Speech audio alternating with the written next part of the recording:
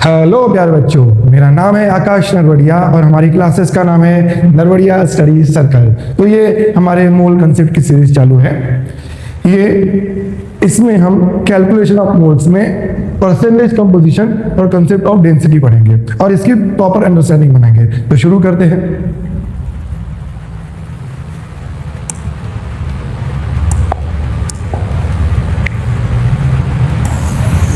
तो देखिए यहाँ पे परसेंटेज कंपोजिशन या फिर परसेंटेज फॉर्मूला या फिर परसेंटेज बाय मास, तो हम इसे परसेंटेज कंपोजिशन बाय मास भी कहते हैं या परसेंटेज फॉर्मूला बाय मास भी कहते हैं या परसेंटेज बाय मास। हम मैक्सिमम परसेंटेज कंपोजिशन यूज करेंगे। तो पहले डेफिनेशन को अंडरस्टैंड करते हैं। The percentage of by mass at each element in A compound is mass of an element in one mole compound upon mass of one mole compound in 200। इसे हम mass percentage of element भी कहते हैं और percentage composition of element भी कहते हैं। Okay, फिर से एक बार रिपीट करते हैं। तो परसेंटेज कंपोजिशन क्या होता है? किसी भी कंपाउंड में जो भी एक पर्टिकुलर एलिमेंट रहेगा उसका मास अपॉन उस कंपाउंड का मॉलिक्यूलर मास, बस इतना ही सिंपल है। तो हमें उसे शॉर्टकट में लिख देते हैं। Percentage composition of any element in a given compound is mass of that element upon molecular weight of compound, ठीक है, in 200। ये भी ग्राम में और ये ग्राम पर मोल में, इसलिए उसने 1 मोल लिखा हुआ है डेफिनेशन में। अब इस क्वेश्चन को सॉल्व करने के लिए हमें 2 स्टेप फॉलो करने पड़ेंगे। पहली स्टेप, जैसे क्वेश्चन में जो भी मॉलिक्यूलर कंपाउंड दिया होगा, जो भी कंपाउंड दिया होगा उसका नाम दिया या फॉर्मूला दिया है, उससे हमें उसका मॉलिक्यूलर वेट सबसे पहले कैलकुलेट करना है। तो first find the molecular weight of compound. Second, by using this formula find the percentage composition of each element in A compound. ठीक है, पहले हमें मॉलिक्यूलर वेट निकालना है कंपाउंड का, बाद में हर एलिमेंट का फॉर्मूला यूज करके परसेंटेज कंपोजिशन निकालना है मास upon molecular mass of compound से। ठीक है, सिंपल था। देखते हैं।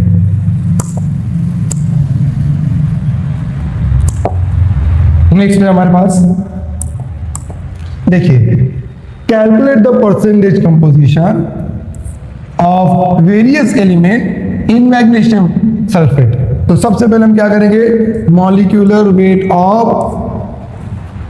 MgSO4 ये हमें आना चाहिए। तो एक मैग्नीशियम है, एक सल्फर है और 4 ऑक्सीजन है। ठीक है, एक मैग्नीशियम का मास 24, एक सल्फर का मास 32 और 4 ऑक्सीजन का मास 4 × 16 64। तो जब आप इसे समेशन करेंगे तो इसका मास आएगा 120 ग्राम पर मोल। अब हमें क्या करना है? हर किसी का इंडिविजुअल इस मैग्नीशियम सल्फेट में मैग्नीशियम का परसेंटेज कंपोजिशन निकालना है, फिर percentage composition of sulphur and percentage composition of oxygen. ठीक है, यहाँ पे तो percentage composition of magnesium element, तो mass of magnesium element upon molecular weight of compound, उसमें कंपाउंड में कितना है? MgSO4 × 100। सिंपल था। देखिए, तो percentage composition of magnesium is equal to एक मैग्नीशियम का मास कितना है यहाँ पे? 24 अपॉन कंपाउंड का मास 120 × 100।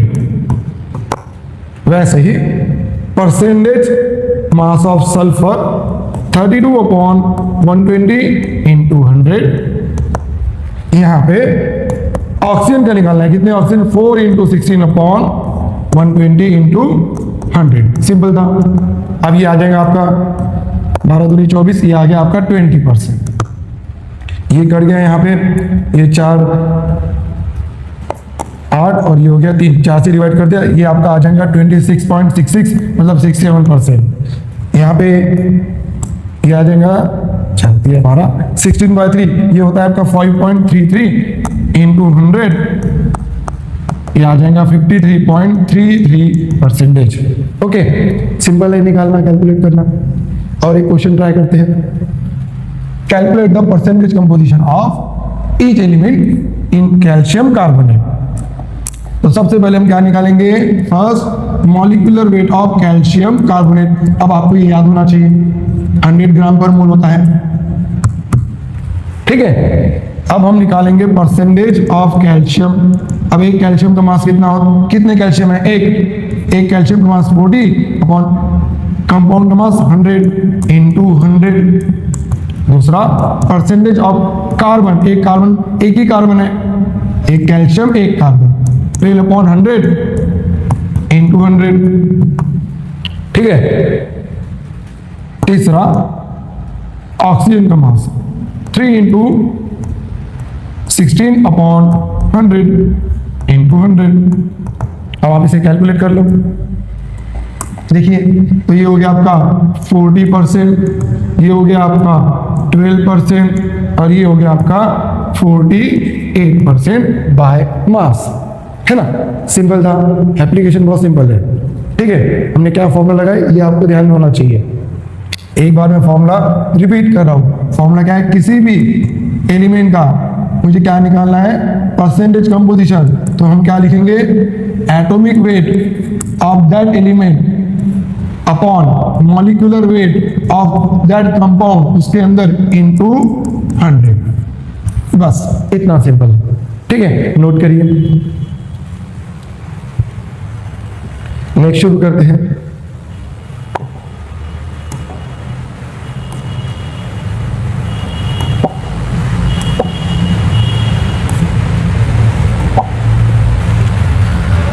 अब नेक्स्ट क्वेश्चन है हमारे पास, ये बहुत ही अच्छा क्वेश्चन है, ये एक प्रीवियस ईयर क्वेश्चन है ना। रीड करते हैं पहले।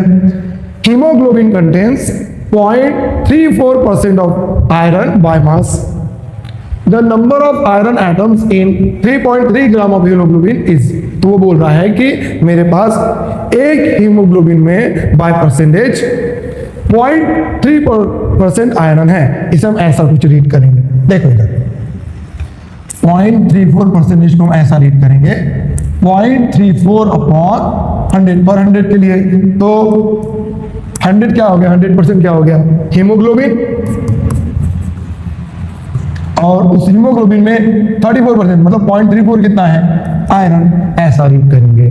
तो आगे से आप ऐसे क्वेश्चन को ऐसे सॉल्व करेंगे। देखिए इधर haemoglobin contains 0.34% of iron by mass. मैं ऐसे लिखता हूं आप लोगों के लिए, haemoglobin contains 0.34% of iron by mass. It means, इसका मतलब है, it means 0.34 gram of iron in 100 gram of haemoglobin. इसके बाद से आप इसे ऐसा रीड करोगे। वही तो मैंने वहां पे समझाया, 0.34% मतलब 0.34 आउट ऑफ 100%। तो 34 कितना है, Fe, 100 कितना है, हीमोग्लोबिन। बस इसको हम लिखेंगे ऐसा, ग्राम में लिखेंगे, क्योंकि हमें परसेंटेज कंपोजिशन बाय मास निकालना है। आया समझ में, क्लियर हो गया। अच्छा, अब आगे चलते हैं। यहां पे मुझे क्वेश्चन में आयरन का एटॉमिक मास दिया हुआ है और एवोगैड्रोस नंबर दिया हुआ है। यहाँ पे दिया हुआ है 6.022। हम लेंगे इसे कैलकुलेशन पर्पस के लिए 6 × 10⁻23। अब इसे करते हैं। अब क्या हुआ है, क्वेश्चन में पूछा गया हुआ है, ये मास में दिया हुआ है, ये भी मास में दिया हुआ है, बट आयरन के जो एटम है वो मुझे उसने, आयरन जो है उसने मुझे नंबर ऑफ एटम्स में पूछा गया हुआ है। जब मेरा हीमोग्लोबिन का मास 3.3 ग्राम हो जाएगा तो हम इसे कुछ ऐसा रीड करेंगे। देखिए बच्चों अच्छे से, मतलब यहाँ पे मैं आयरन लिख देता हूँ, यहाँ पे मैं हीमोग्लोबिन लिख देता हूँ। कुछ ऐसा हम कंस्ट्रक्ट कर लेते हैं अपने क्वेश्चन को। ठीक है, देखिए वो बोल रहा है जब मेरे पास 0.34 ग्राम ऑफ आयरन है 100 ग्राम हीमोग्लोबिन में, तो 3.3 ग्राम हीमोग्लोबिन में कितने Fe का ग्राम रहेगा, 0.34 ग्राम 100 ग्राम है, तो 3.3 ग्राम में कितना आयरन का मास रहेगा, तो वो x ग्राम रहेगा। मैं मान लेता हूं, फिर हम क्या करेंगे, क्रॉस मल्टीप्लाई। ठीक है, तो ये आ जाएगा आपका x = 3.3 इंटू 0.34 अपॉन 100 ग्राम। 100 ग्राम में 0.34 ग्राम आयरन है, तो 3.3 ग्राम में इतने ग्राम आपका आयरन रहेगा, Fe। सिंपल था। अब हमने मास निकाल लिए, हमें किस टर्म में निकालने बोला उसने? नंबर ऑफ मॉलिक्यूल के टर्म में, सॉरी नंबर ऑफ एटम के टर्म में। अब नंबर ऑफ एटम के टर्म में निकाल लेते हैं। तो पहले ये हो गया, तुम फॉर्मूला लिखेंगे, number of mole is equal to mass upon atomic weight, क्योंकि एटम के फॉर्म में, equal to number of atoms of Fe upon Avogadro's number. Simple. क्या निकालना है? ये निकालना है, ये मुझे पता है, ठीक है। तो number of atoms of Fe is equal to mass of given mass of iron, ये जो है हमारे पास, upon atomic weight of iron into Avogadro's number 6 into 10⁻23। हम कैलकुलेशन पर्पस के लिए लेंगे। अब वैल्यू पुट कर देते हैं, कितना मास आया? ये मास आया। तो ये जो मास है हमारे पास, इसकी वैल्यू हम यहां पुट करेंगे। तो 0.34 into 3.3 divide by 100 into atomic लिखेंगे 56 ग्राम, है ना, वाई यूनिट में दिया हुआ है, हम ग्राम में यूज करेंगे, इंटू 6 इंटू 10⁻23। और जब आप इसे कैलकुलेट करोगे तो इसका आंसर आएगा 1.2 समथिंग, 1.2 हम लेंगे 1 इंटू 10⁻20 एटम्स ऑफ Fe। तो ये आपका आंसर आ गया। सिंपल था। बट जब मैं इसे सॉल्व कर रहा हूं तो इसे मुझे समय ज्यादा लग रहा है।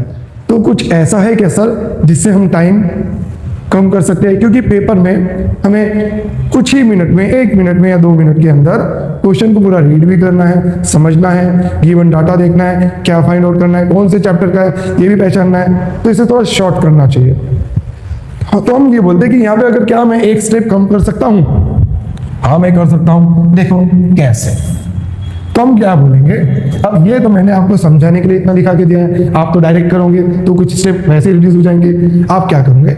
ये लिखोगे पहले कि ये आयरन है और ये आपका क्या है? हीमोग्लोबिन। सेम वैसा ही आयरन और हीमोग्लोबिन, ठीक है। मेथड हम बोल देंगे इसे 2, इसे बोल देंगे मेथड 1। ये बेसिक है ना? नहीं आया तो ऐसा करना है आपको। 0.34 ग्राम है 100 ग्राम में, सर ये तो हमें पता ही है। अब क्वेश्चन में हम ऐसा कुछ लिखेंगे, आयरन मुझे नंबर ऑफ एटम्स के टर्म में पूछा गया हुआ है। आस्क इन, देखिए ये स्टेप भी आपके अंडरस्टैंडिंग के लिए, ask in number of atoms term, atoms term, ठीक है। और ये दिया हुआ है गिवन इन मास टर्म, तो इसे मास के मास में रहने देते हैं, इसे नंबर ऑफ एटम में कन्वर्ट कर देते हैं। ये तो हमने सीखा भी हुआ है। देखो कैसे सर, कैसे? कुछ ऐसे जो हमने यहाँ यूज किया इसी को हम यूज करेंगे। कैसे सर? नंबर ऑफ मोल क्या होता है? मास upon atomic weight into number of atoms upon Avogadro number. ये मुझे निकालना है तो इसके टर्म में कन्वर्ट कर दो। तो number of atoms of Fe is equal to mass upon atomic weight into n। बस खत्म हो गया आपका। क्लियर है? इसमें मैंने कन्वर्ट कर दिया। अब आप ये ऐसा करोगे, इसी को मैंने नंबर ऑफ एटम में कन्वर्ट कर दिया। मुझे किसी ना किसी को तो कन्वर्ट करना पड़ेगा, तो जो पता है उसको कन्वर्ट कर दिया। तो इतने मास में, यहाँ पे मास कितना रखूं मैं? 0.4। कितना है? 100 ग्राम। तो 3.3 ग्राम में कितने नंबर ऑफ एटम्स, है ना? आप बोलोगे x number of atoms, x atoms किसके? Fe के। बस क्रॉस मल्टीप्लाई कर देते हैं। तो ये मुझे निकालना है x atoms of Fe is equal to this. अब इसकी वैल्यू पुट करता हूं मैं। मास कितना है मेरे पास? 0.34 अपॉन एटॉमिक वेट कितना है? 56 यूनिट। और एवोगैड्रो नंबर क्या है? 6 इंटू 10⁻23 इनको इस 3.3 से हम क्रॉस मल्टीप्लाई कर देंगे। 3.3 डिवाइड बाय 100। अब चेक कर तो ये वैल्यू और ये सेम नहीं है कि देखो 0.34 into 3.3 divide by 100 56 into 6 into 10⁻23 same है। तो यहाँ पे मेरी स्टेप रिड्यूस होगी। अगर मैं स्टेप रिड्यूस करता हूँ तो कैलकुलेशन के लिए टाइम भी कम लगेगा, और हमें टाइम तो कम करना है ना। तो यहाँ पे आंसर कितना हो जाएगा, same 1.21 into 10⁻20 atoms of atom. तो आपका आंसर क्या हो गया, सी। ठीक है, समझ में आ गया। वीडियो को रिपीट करके देखिए और प्रैक्टिस करिए, प्लीज नोट करिए। नेक्स्ट क्वेश्चन देखते हैं।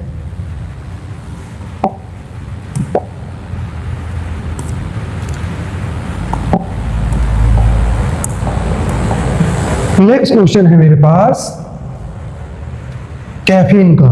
ठीक है ना, याद रखिए इसके पहले इस क्वेश्चन में आपको यहां पे आयरन के एटम पूछा था, पर्टिकुलर कुछ गिवन मास के लिए, उस मास के लिए 3.3 ग्राम मास के लिए हीमोग्लोबिन में कितने आयरन के एटम आएंगे।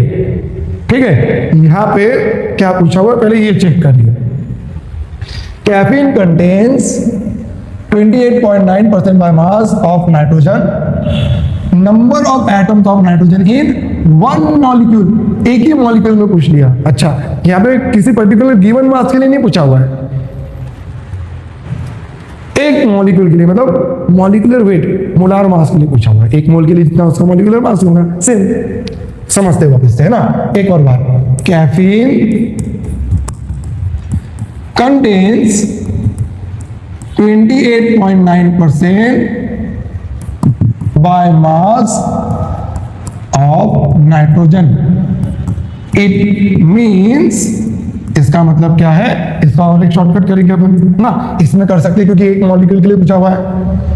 बोलेंगे 28.9 ग्राम कर देंगे बस, परसेंटेज को क्या लिख देंगे, ग्राम लिख देंगे। ऑफ नाइट्रोजन होता है आपका 100 ग्राम कैफीन में। सर कैसे बोले आपने, मैंने इसके पहले ही बताया था, जो भी परसेंटेज बाय मास लिखा रहेगा उसे कुछ ऐसा लिखना, इसे कन्वर्ट करना 28.9 अपॉन 100, ये ऑफ नाइट्रोजन का और ये ऑफ कंपाउंड का जो कि कैफीन है।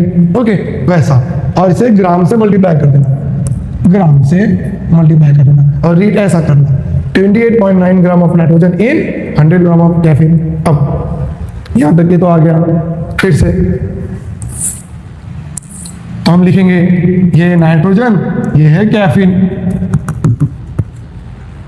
है समझ में। तो 28.9 ग्राम नाइट्रोजन है 100 ग्राम कैफीन में। चलो यहां तक के समझ में आ गया। अब देखेंगे कि किस टर्म में मुझे दिया हुआ है। सर मुझे नंबर ऑफ नाइट्रोजन के एटम निकालने बोला है, मतलब ये मुझे पूछा हुआ है ask in number of atoms term. बढ़िया, तो इसके नंबर ऑफ एटम में कन्वर्ट कर देंगे। इसे given in one molecule form, that is number of molecule के टर्म में दिया हुआ है। अरे वाह, दोनों सेम टर्म में दिया हुआ है, कन्वर्ट कर लेते इसे भी अपन। तो इसे हम कर लेंगे। सर क्या होता है यहाँ पे, एक बार फिर से नंबर ऑफ एटम्स क्या होते हैं बेटा, मास अपॉन, यहाँ फॉर्मूला लिख दे रहा हूं फिर से एक बार, mass upon molecular weight into 100। Atom के बारे में पूछेगा तो एटॉमिक वेट इनटू Na। इसके लिए यहां पे सेम नंबर ऑफ मॉलिक्यूल लिखेंगे। ठीक है, मास अपॉन मॉलिक्यूलर वेट किसका, कैफीन का, इनटू Na। मॉलिक्यूल लिख देता हूं मैं, मॉलिक्यूल, ये इसका यूनिट हो गया। अगर मैं एक काम करूं, सर आप अगर एक काम करें कि मुझे एक मॉलिक्यूल के लिए निकालना है, तो इसको अगर मैं यहां भेज दूं तो यहां एक मॉलिक्यूल मिल जाएगा। हाँ मिल जाएगा। तो फॉर वन मॉलिक्यूल ये कितना होगा, तो मैं लिखूंगा ऐसा, ये मास upon atomic weight into Na किसका, आपके नाइट्रोजन के लिए, और ये हो गया मास upon molecular weight into Na। ये किसका हो गया? आपके कैफीन का। ये एक मॉलिक्यूल के लिए निकल जाएगा, यही तो मुझे निकालना है यहाँ पे। ठीक है, अब इसे मैं यहाँ लिख लेता हूँ। अब यहाँ पे क्या कट जाएगा आप ये आप समझदार हो ये इस चीज में। नंबर ऑफ एटम तो सेम रहेंगे, बस ये रेशो क्या हो जाएगा? एक्स मतलब एक्स एटम मतलब नाइट्रोजन के number of atoms is equal to क्या लिखेंगे? Mass upon atomic weight of nitrogen into, ये रिवर्स हो जाएगा है ना, molecular weight upon mass of caffeine. अब इसे कैलकुलेट कर लेते हैं। तो सर यहाँ पे नाइट्रोजन का मुझे 28.9 दिया हुआ है, एटॉमिक वेट नाइट्रोजन का होता है 14, ये हमें पता होता है, इनटू मॉलिक्यूलर वेट 194 है। यहाँ पे इसका मास कितना आ गया अपना? 100। ठीक है, हमने 100 के लिए बोल दिया था। क्लियर है? आ गया समझ में? ठीक है। और जब आप इसे सॉल्व करोगे तो इसकी नंबर ऑफ नाइट्रोजन के एटम्स आएंगे आपके 4 एटम्स आएंगे। क्लियर है? आया क्या समझ में? सेम पिछले जैसा है। क्या बोल रहा है कि कैफीन में नाइट्रोजन कितना परसेंटेज है? 28.9। तो कैफीन कितना होगा? 100%। वही लिखे हमने। तो अब इसे बट परसेंटेज कंपोजिशन हम मास के टर्म में निकालते हैं, तो हम ऐसा रीड करते हैं। इसका मतलब 28.9 gram of nitrogen present in 100 gram of caffeine. बस। अब क्वेश्चन में देखना किसके टर्म में दिया गया हुआ है और किसके टर्म में पूछा गया हुआ है। ये नंबर ऑफ एटम के टर्म में पूछा गया हुआ है और ये नंबर ऑफ मॉलिक्यूल के टर्म में दिया हुआ है, बट एक मॉलिक्यूल के टर्म में। तो एक मॉलिक्यूल में कितने आते हैं? एक मॉलिक्यूल में इतने आते हैं। अब ये हो गया। क्या इसे और शॉर्टकट कर सकते हैं यहाँ? हाँ, हम इसे यहाँ पे और शॉर्ट कर सकते हैं। शॉर्टकट कर सकते हैं कैसे? इसके पहले क्वेश्चन में 3.3 ग्राम ऑफ हीमोग्लोबिन में निकालने वाला था, तो गिवन कोई पर्टिकुलर मास के लिए निकालने बोला था, बट यहाँ पे ऐसा नहीं है। यहाँ पे मॉलिक्यूलर वेट के लिए निकालने बोला है। 1 मॉलिक्यूल ऑफ कैफीन मतलब उसके मॉलिक्यूलर वेट के लिए, और वो दिया हुआ है। तो यहाँ पे हम मेथड सेकंड लिखेंगे।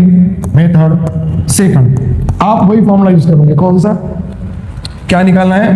परसेंटेज कंपोजिशन ऑफ नाइट्रोजन, क्योंकि नाइट्रोजन की बात कर रहा है, into number of atoms of nitrogen into atomic weight of nitrogen. Sir ये कैसे किए? हमने तो फॉर्मूला पढ़े थे ना, किसी भी चीज का मुझे निकालना है यहाँ पे परसेंटेज एक्स कंपोजिशन, तो atomic weight of that particle upon molecular weight of compound. But वहां पे हम एक के लिए निकाल रहे थे, एक एटम के लिए। यहाँ पे हम नंबर ऑफ एटम के लिए, तो वो मैंने पुट कर दिया। मैंने फॉर्मूले को थोड़ा सा बदल के लिख दिया। आप इसे ध्यान में रखना। बट ये कब लागू होगा, कब अप्लाई होगा? जब मेरे पास जो भी कंपाउंड होगा वहां मेंशन होगा वो 1 मॉलिक्यूल दिया हुआ है, क्या उसके मॉलिक्यूलर वेट के लिए निकालना है जिसमें 1 मॉलिक्यूल ही आता है। ये ध्यान रखना अच्छे से। ठीक है? Divide by molecular weight of caffeine into 100, into यहाँ पे भी 100 बच्चों। क्लियर है? बस कर लो। तो नाइट्रोजन का परसेंटेज किसमें दिया हुआ है? 28.9। ये नंबर ऑफ एटम्स मुझे निकालना है नाइट्रोजन के, है ना, इनटू नाइट्रोजन का एटॉमिक वेट होता है 14 अपॉन कैफीन का दिया हुआ है 194 इनटू 100। अब देखो भैया इसी के फॉर्म में कन्वर्ट हो जाएगा। यहाँ देखिए आप इसे, तो यहाँ पे आ गया number of nitrogen atoms is equal to 28.9 into 194 upon 14 into 100। देखो सेम आ गया यहाँ पे, तो इसकी वैल्यू आ जाएंगी 4 एटम्स। इसे अच्छे से ध्यान रखना, इस चीज को नोट कर लेना। कब यूज करूंगा? जब भी क्वेश्चन में जो भी मेरा मॉलिक्यूलर कंपाउंड होगा या मॉलिक्यूल या कंपाउंड कोई भी कंपाउंड होगा वो मुझे 1 मॉलिक्यूल के लिए पूछेंगे, तब मुझे यूज करना है। अगर वो डिफरेंट मास के टर्म में पूछेगा, इसके पहले वाला क्वेश्चन भी हम ऐसे कर सकते हैं, मगर मेरी स्टेप बढ़ जाएंगे। अब मुझे स्टेप रिड्यूस करने के लिए चेंजेस लेके आना है ना। अब समझे आप? क्लियर है? एक बार फिर से वीडियो रिपीट करना और चीजों को देखना। और इस मेथड को ध्यान रखना इसके लिए, है ना, प्लीज नोट करिए।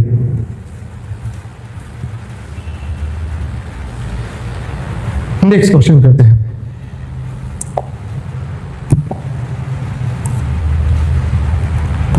नेक्स्ट है इंसुलिन। सुनो बच्चों, हमने पहला क्वेश्चन करे हीमोग्लोबिन का, दूसरा क्वेश्चन करे कैफीन का, तीसरा करे इंसुलिन का। ये सब प्रीवियस ईयर क्वेश्चन है। अगर कोई आएगा, चांसेस होते हैं तो यहां से पूछने के चांसेस बहुत ज्यादा होते हैं। तो ये 3 क्वेश्चन आपको करके ही जाना, ठीक है। चलिए देखिए, अब बोल रहा है इंसुलिन कंटेन 3.4% ऑफ सल्फर। अरे यहाँ पे बाय मास नहीं लिखा है, तो जब भी आपको परसेंटेज कंपोजिशन दिया हुआ है ना, ऐसा, तो यहाँ पे हम एज्यूम करेंगे। इसका मतलब होता है, it means 3.4% mass by mass. It means 3.4 gram of sulphur in 100 gram of insulin. आया क्या समझ में आपको? सिंपल है। अब क्वेश्चन पढ़ते हैं। क्या इसमें हम कुछ शॉर्टकट लगा सकते हैं? अब सर यहाँ पे लिखा हुआ है मिनिमम मॉलिक्यूलर वेट। ये मिनिमम मॉलिक्यूलर वेट क्या होता है भाई? बेटा एक मोल के लिए एक, ठीक है, सॉरी, एक मॉलिक्यूल का, तो मिनिमम मॉलिक्यूलर वेट मतलब उसका मोलार मास, एक मोल के लिए। हाँ जी, एक मोल के लिए। क्लियर है? अच्छा, तो मिनिमम मॉलिक्यूलर वेट मतलब molar mass for 1 mole, that is gram per mole के लिए। यही पुट करना है आपको, ठीक है। अब यहाँ पे फिर से लिखते हैं, मेरे पास सल्फर है, यहाँ पे मेरे पास इंसुलिन है। अब देखेंगे क्वेश्चन में किस टर्म में दिया हुआ है। यहाँ पे तो वो बोल रहा है कि 3.4 ग्राम सल्फर इन 100 ग्राम इंसुलिन। चलो अब यहां पे देखते हैं, सर मॉलिक्यूलर वेट के लिए पूछा हुआ है। अगर इंसुलिन का मॉलिक्यूलर वेट मुझे पूछा हुआ है और मॉलिक्यूलर वेट मास के टर्म में होता है, तो सल्फर का भी मुझे क्या पुट करना पड़ेगा? मॉलिक्यूलर वेट ही पुट करना पड़ेगा। तो एक सल्फर का मॉलिक्यूलर एटॉमिक वेट क्या है? सॉरी, 32 ग्राम के लिए इसका कितना होगा, है ना? तो हम यहाँ क्रॉस मल्टीप्लाई करेंगे और यहाँ पे आ जाएगा x is equal to 32 into 100 upon 3.4। ठीक है, अब आप इसे कैलकुलेट करोगे तो यहाँ पॉइंट हटाएंगे, ऊपर 10 आ जाएगा।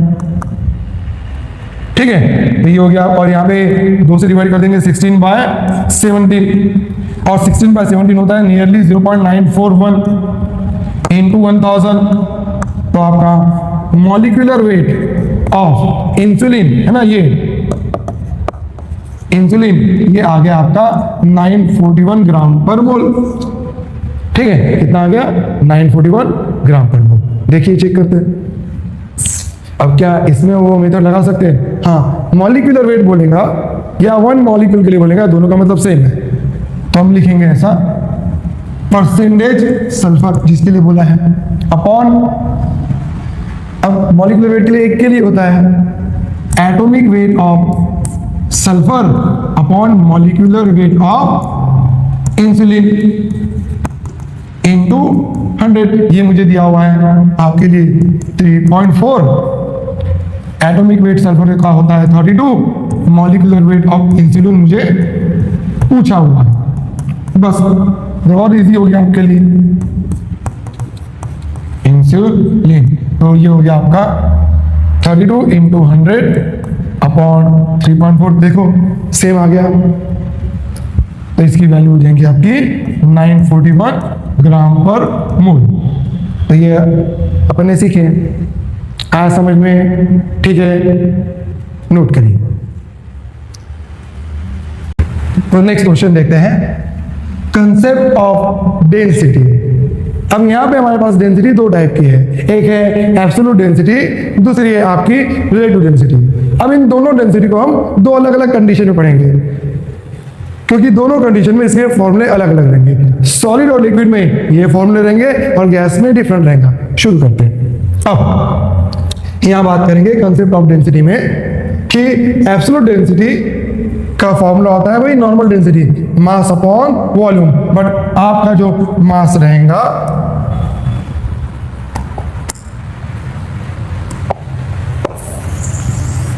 बट जब आपका मास रहेगा वो ग्राम में रहेगा और वॉल्यूम रहेगा ml में, तो ग्राम पर ml।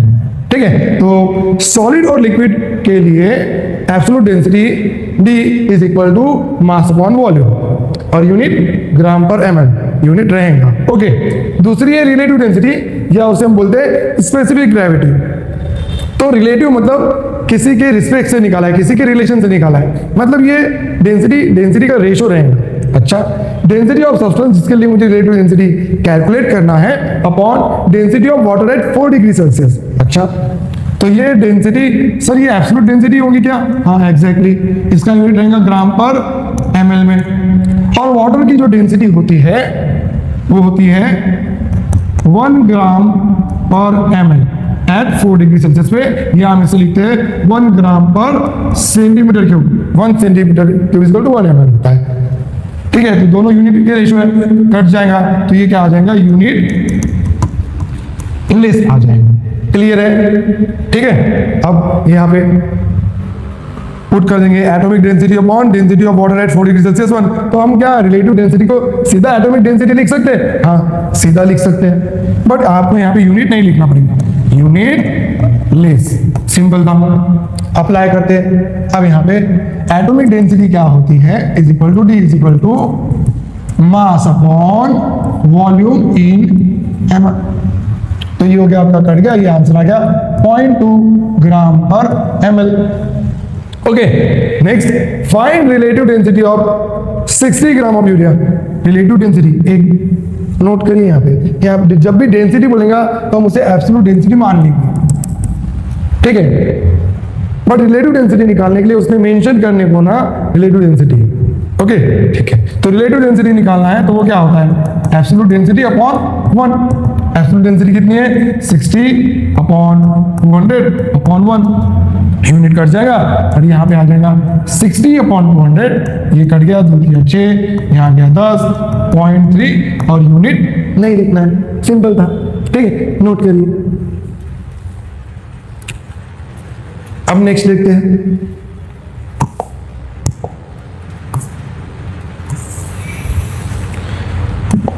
नेक्स्ट है हमारी डेंसिटी गैसेस टर्म में। ठीक है, गैसेस टर्म, तो गैसेस टर्म में एब्सोल्यूट डेंसिटी हम बोलते हैं PM/RT। फॉर्मूला है क्या, absolute density is equal to PM/RT, वहां मेंशन करेगा क्वेश्चन में। ठीक है, प्रेशर होता है आपका, P होता है pressure of gas in atmosphere या बार में। ठीक है, 1 atmospheric pressure is equal to 1 bar होता है यूनिट। M होता है आपका molecular weight of gas gram per mole में। R होता है आपका गैस कांस्टेंट। अब यहाँ पे प्रेशर के टर्म में इसका यूनिट होता है 0.0821 लीटर एटीएम पर मोल केल्विन। इसे हम कैलकुलेशन पर्पस के लिए 0.0821 को 1/12 बोलेंगे। अगर आप 1/12 निकालोगे तो 0.083 समथिंग आता है। ओके, और टेम्परेचर चाहिए मुझे केल्विन में। चलो अप्लाई करते हैं ना। Second, relative density definition, density of gas with respect to another gas at same temperature and pressure. तो रिलेटिव डेंसिटी क्या होता है, वापस से रिलेटिव मतलब किसी के रिलेशन में होगा, मींस डेंसिटी का रेशो होगा, जिसके लिए निकालना है उसका अपॉन जिसके लिए दिया होगा उसका। Density of a gas with respect to another gas, तो रिलेटिव डेंसिटी क्या होता है, डेंसिटी का रेशो। अब डेंसिटी को क्या पुट कर देंगे यहाँ पे, वही एब्सोल्यूट डेंसिटी के टर्म में PM/RT, PM/RT। अब प्रेशर और टेम्परेचर क्या है, सेम। R क्या होता है, कांस्टेंट, तो प्रेशर दोनों का कट गया, सेम है, टेम्परेचर कट गया, R कट गया, तो क्या हो गया M1/M2, मतलब molecular weight of 1 upon molecular weight of 2, जिसका निकालना है अपॉन जिसका गिवन है। तो रिलेटिव डेंसिटी क्या होगा, डेंसिटी का ratio molecular weight of 1 upon molecular weight of 2। ठीक है, तीसरा, यहाँ पे तीसरा डेंसिटी भी होती है जिसे हम बोलते हैं वेपर डेंसिटी। इसके ऊपर क्वेश्चन थोड़े पूछे जाते हैं। देखिए वेपर डेंसिटी क्या होता है, ये भी डेंसिटी का रेशो होता है, density of gas with respect to density of hydrogen gas. अरे ये कुछ सर थोड़ा पहचाना सा लग रहा है, पीछे भी हमने वही किए, density of any substance upon water के रिस्पेक्ट में। तो वेपर डेंसिटी का भी हमने स्टैंडर्ड निकाल लिया। किसी भी डेंसिटी ऑफ गैस निकालना है, density of gas upon hydrogen gas. अब सर ये भी डेंसिटी का रेशो है, density of any gas upon density of hydrogen gas. तो रेशो क्या होता है, molecular weight of one upon molecular weight of two. तो इस गैस का molecular weight upon molecular weight of hydrogen, और हाइड्रोजन का तो मुझे पता होता है एक हाइड्रोजन का मास एक होता है, तो 2 हाइड्रोजन का 2। तो हम यहाँ से इसको डायरेक्ट लिखेंगे। अगर जब भी वो मुझे वेपर डेंसिटी कैलकुलेट करने बोलेगा तो मैं फॉर्मूला लगाऊंगा vapour density equal to molecular weight of gas, जिसके लिए उसने मुझे क्वेश्चन में इंफॉर्मेशन दिया रहेगा, डिवाइड बाय 2, क्योंकि हाइड्रोजन के रिस्पेक्ट में सिंपल था। अब इसे अप्लाई करते हैं, ठीक है, चलिए,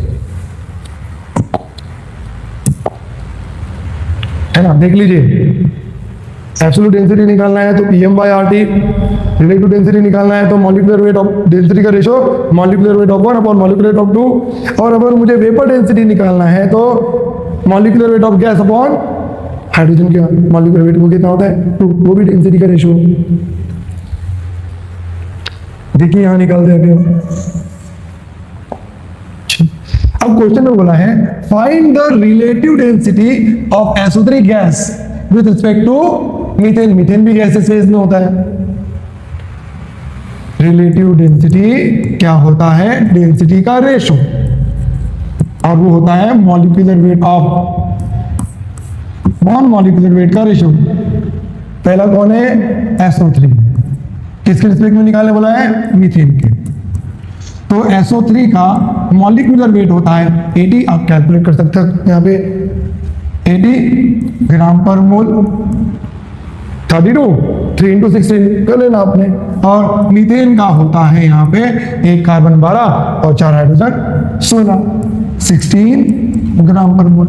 सिंपल, 18/60 रिलेटिव डेंसिटी, ठीक है, गैसेस फेज के लिए। यहाँ पे आप लिख लोगे जो आंसर आपके लिए आएगा।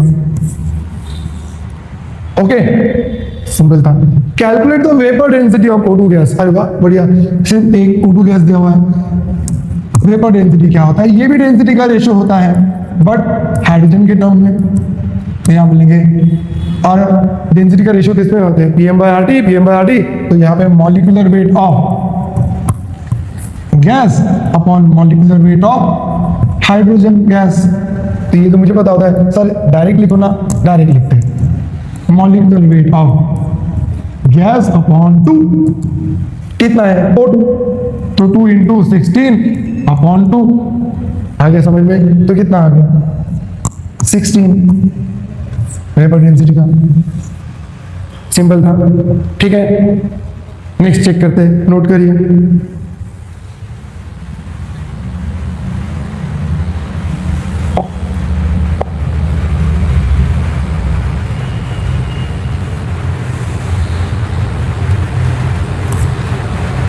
नेक्स्ट क्वेश्चन आपके साथ है, सामने है। अब नेक्स्ट क्वेश्चन क्या बोलता है, ये बेहतर क्वेश्चन है वहां से। The atomic mass of a metal, किसी मेटल का मास है 27 यूनिट। पता चल गया होगा ये किसका होगा आपको, है ना। इफ इट्स वैलेंसी इज 3, अब कंफर्मेशन भी आ गई होगी आपको। The vapour density of the volatile metal chloride will be, ये जो मेटल क्लोराइड है वोलेटाइल है, मतलब गैसेस में कन्वर्ट होता है। ओके, चलिए। तो वो बोल रहा है एक मेटल है जिसका एटॉमिक नंबर 27 यूनिट है, तो वो मेटल कौन होगा, एल्यूमिनियम। एंड उसकी वैलेंसी कितनी है, और एल्यूमिनियम की वैलेंसी 3 है, ठीक है ना, बढ़िया। ये मेटल क्लोराइड बनाना है, तो मेटल क्लोराइड कैसे बनेगा, मेटल क्लोराइड एल्यूमिनियम मेटल और क्लोराइड मतलब क्लोरीन बनाऊंगा उसमें, क्लोरीन से आया है, तो मैं वैलेंस लिख देता हूँ, ये +3 ये -1, क्रॉस मल्टीप्लाई कर देंगे तो ये आ जाएगा एल्यूमिनियम क्लोराइड। अरे वाह। और एल्यूमिनियम क्लोराइड का मॉलिक्यूलर वेट होता है 133.5, ये आपको पता है, नहीं पता तो देखो, एल्यूमिनियम का 27 दिया हुआ है, एक क्लोरीन का 35.5 होता है, आप पुट करके निकाल लो। ये इंफॉर्मेशन मैंने यहां से निकाल लिया। अब उसने मुझे निकालने बोला है वेपर डेंसिटी। वेपर डेंसिटी क्या होती है, मॉलिक्यूलर वेट ऑफ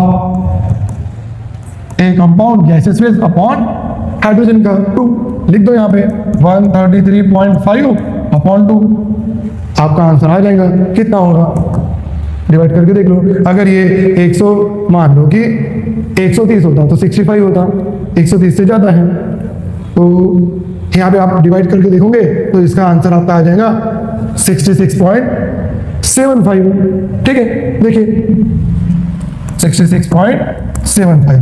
ओके, और या फिर आप यहाँ पे कैलकुलेट करके देख लो, इसे 134 मान लो, है ना, ये 2, देखो और 0.5 कम कर दोगे तो 66.75 आ जाएगा आपका। क्लियर है, ये आपका आंसर पेपर डेंसिटी का। बढ़िया, तो ऑप्शन आपका ए। नेक्स्ट क्वेश्चन चेक करते हैं। Calculate the density of SO2 at 2 atm and 40 kelvin. इस बार उसने डेंसिटी बोला, डेंसिटी अगर बोला तो इसका मतलब हम क्या लेते हैं, एब्सोल्यूट डेंसिटी, और एब्सोल्यूट डेंसिटी गैस के लिए क्या होता है, PM/RT। अच्छा, तो प्रेशर आपको दिया हुआ है, M मतलब मॉलिक्यूलर वेट सब्सटेंस का मुझे पता होता है, R कांस्टेंट होता है, टेम्परेचर दिया हुआ है, तो लिख लेते हैं यहाँ पे प्रेशर है 2 atm, आपके लिए लिख रहा हूँ, है ना, सिर्फ टेम्परेचर है 480 kelvin, molecular weight of SO2 क्या होगा बच्चों, 1 सल्फर 2 ऑक्सीजन 32, 2 इंटू 16 तो 32 और 16 दूनी 32, तो ये हो गया 64 सल्फर का। Okay, gram per mole. Are की वैल्यू होती है 0.0821, हम लेंगे 1/12 पर कैलकुलेशन हो जाएगा आपका। ठीक है,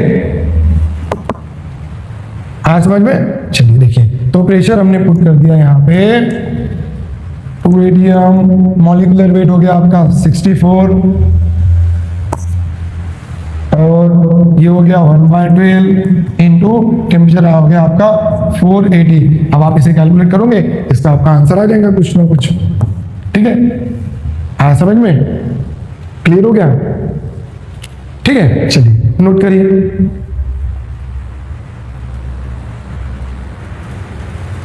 नेक्स्ट देखते हैं। ओके, तो यहाँ पे ये वीडियो इस कंसेप्ट के साथ खत्म होती है, तो प्लीज बने रहिए मेरे साथ। Like, share and subscribe. Thank you.